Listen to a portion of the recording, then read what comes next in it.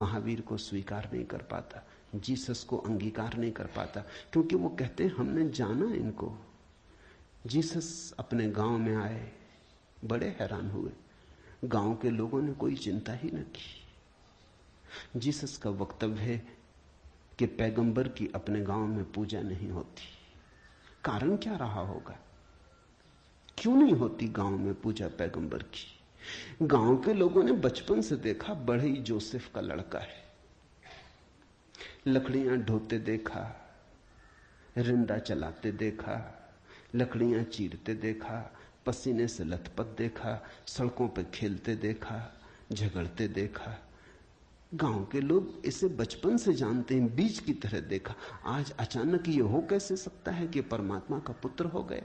नहीं, जिसने बीज को देखा है वो फूल को मान नहीं पाता। वो कहता है जरूर धोखा होगा, बेईमानी होगी, ये आदमी पाखंडी है। बुद्ध अपने घर वापस लौटे तो पिता, सारी दुनिया को जो दिखाई पड़ रहा था वो पिता को दिखाई नहीं पड़ा।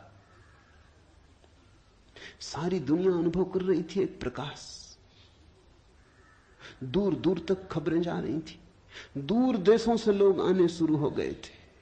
लेकिन जब वापस बुद्ध घर आए 12 साल बाद, तो पिता ने कहा मैं तुझे अभी भी क्षमा कर सकता हूं, यद्यपि तूने काम तो बुरा किया है,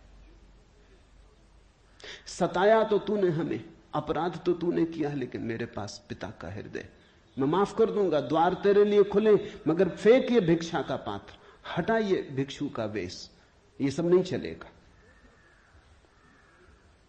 तो वापस लौटा, ये राज्य तेरा है, मैं बूढ़ा हो गया, इसको कौन संभालेगा? हो गया बचपना बहुत, अब बंद करो ये सब खेल।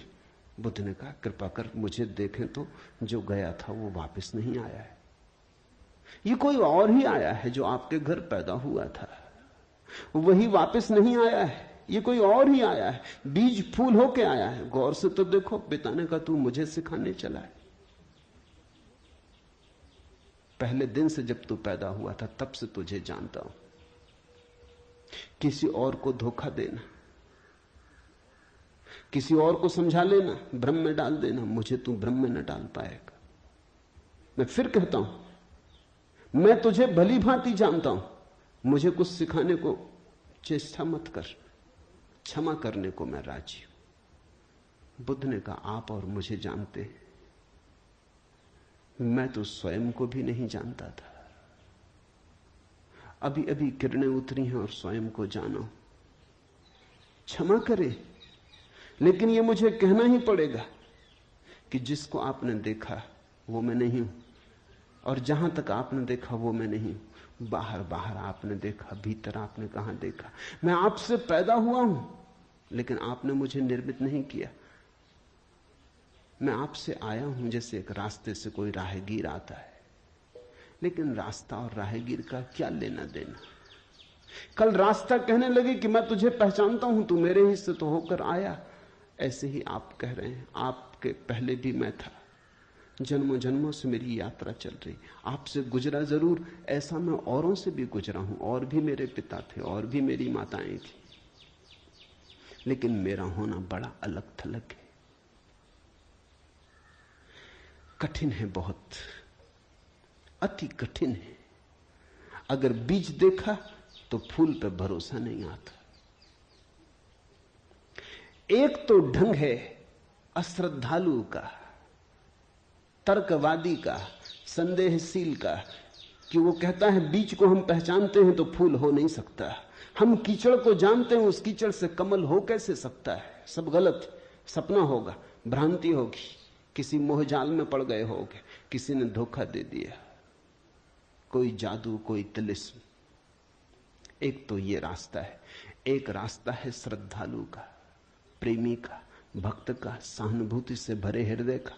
वो फूल को देखता है और फूल से पीछे की तरफ यात्रा करता है। वो कहता है जब फूल में ऐसा सुगंध हुई, जब फूल में ऐसी विभा प्रकट हुई, जब फूल में ऐसी प्रतिभा, जब फूल में ऐसा कुंवारापन दिखा, तो जरूर बीज में भी रहा होगा, क्योंकि जो फूल में हुआ है वो बीज में न हो तो हो ही नहीं सकता।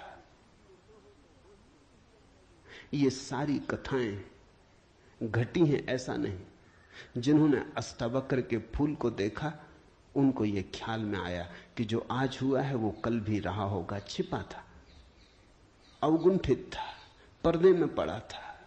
जो आज है अंत में है वो प्रथम भी रहा होगा। जो मृत्यु के क्षण में दिखाई पड़ रहा है वो जन्म के क्षण में भी मौजूद रहा होगा, अन्यथा पैदा कैसे होता। तो एक तो ढंग है फूल से पीछे की तरफ देखना और एक है बीज से आगे की तरफ देखना। गौर से देखो तो दोनों में सारसूत्र एक ही है, दोनों की आधार भित्ति एक ही है, लेकिन कितना जमीन आसमान का अंतर हो जाता है। जो बीज वाला है वो भी ये कह रहा है कि जो बीज में नहीं है वो फूल में कैसे हो सकता है, ये उसका तर्क है। फूल वाला भी यही कह रहा है, वो कह रहा है जो फूल में है वो बीज में भी होना ही चाहिए। दोनों का तर्क तो एक है, लेकिन दोनों के देखने के ढंग अलग है। बड़ी अड़चन। मुझसे कोई पूछता था कि आपके साथ बचपन में बहुत लोग पढ़े होंगे, स्कूल में, कॉलेज में, वे दिखाई नहीं पड़ते। वे कैसे दिखाई पड़ सकते? उनको बड़ी अड़चन है, वो भरोसा नहीं कर सकते, अति कठिन है उन्हें। कल ही मेरे पास रायपुर से किसी ने एक अखबार भेजा, श्री हरिशंकर परसाई ने एक लेख मेरे खिलाफ लिखा है। वो मुझे जानते हैं, कॉलेज के दिनों से जानते हैं, हिंदी के मूर्धन्य व्यंग्य लेखक हैं। मेरे मन में उनकी कृतियों का आदर है। लेख में उन्होंने लिखा है कि जबलपुर की हवा में कुछ खराबी है, यहां धोखेबाज और धूर्त ही पैदा होते, जैसे रजनीश, महेश योगी, मुंदड़ा, 3 नाम उन्होंने गिनाए। धन्यवाद उनका, कम से कम मेरा नाम नंबर 1 तो गिनाया। इतनी याद तो रखी, एकदम बिसार नहीं दिया, बिल्कुल भूल गए हो ऐसा नहीं।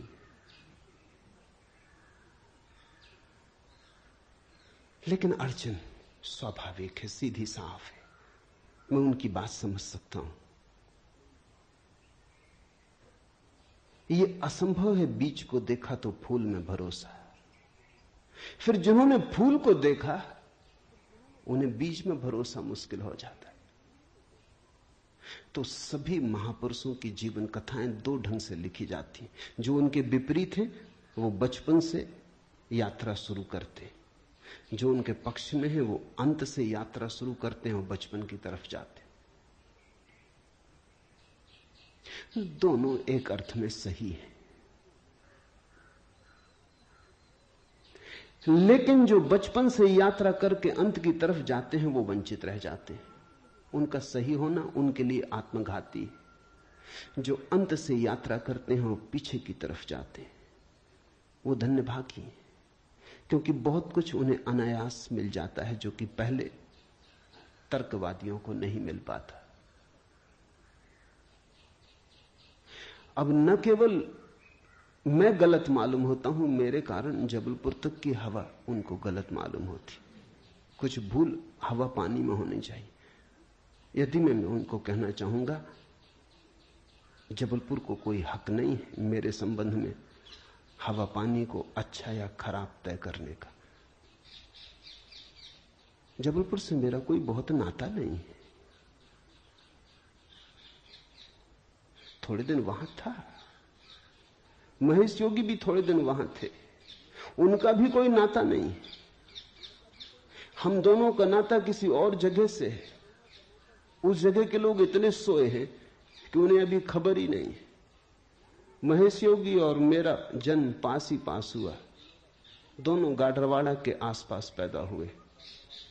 उनका जन्म चिचली में हुआ, मेरा जन्म कुचवाड़े में हुआ। अगर हवा पानी खराब है तो वहां का होगा।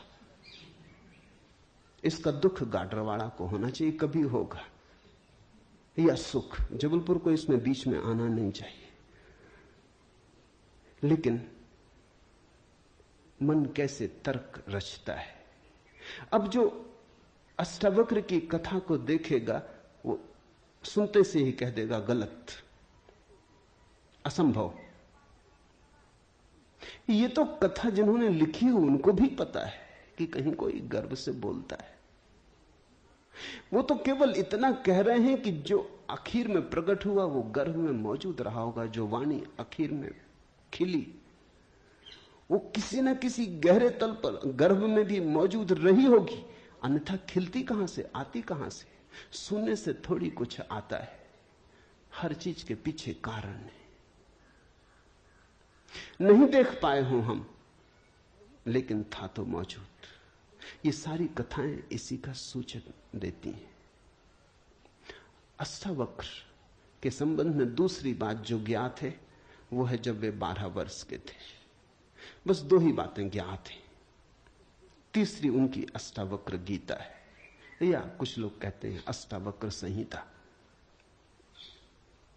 जब वे 12 वर्ष के थे तो एक बड़ा विशाल शास्त्रार्थ जनक ने रचा। जनक सम्राट थे और उन्होंने सारे देश के पंडितों को निमंत्रण दिया और उन्होंने 1000 गायें राजमहल के द्वार पर खड़ी कर दी और उन्होंने गायों के सींगों पर सोना मढ़ दिया और हीरे जवाहरात लटका दिए और कहा जो भी विजेता होगा वो इन गायों को हाँक के ले जाए। बड़ा विवाद हुआ। अष्टावक्र के पिता भी उस विवाद में गए। खबर आई सांझ होते होते कि पिता हार रहे हैं। सबसे तो जीत चुके थे, वंदिन नाम के एक पंडित से हारे जा रहे हैं। ये खबर सुन के अष्टावक्र भी राजमहल पहुंच गया। सभा सजी थी, विवाद अपनी आखिरी चरम अवस्था में था, निर्णायक घड़ी करीब आती थी। पिता के हारने की स्थिति बिल्कुल पूरी तय हो चुकी थी। अब हारे तब हारे की अवस्था थी। अष्टावक्र दरबार में भीतर चला गया। पंडितों ने उसे देखा, महापंडित इकट्ठे थे। उसका 8 अंगों से टेढ़ा मेढ़ा शरीर, वो चलता तो भी देख के लोगों को हंसी आती। उसका चलना भी बड़ा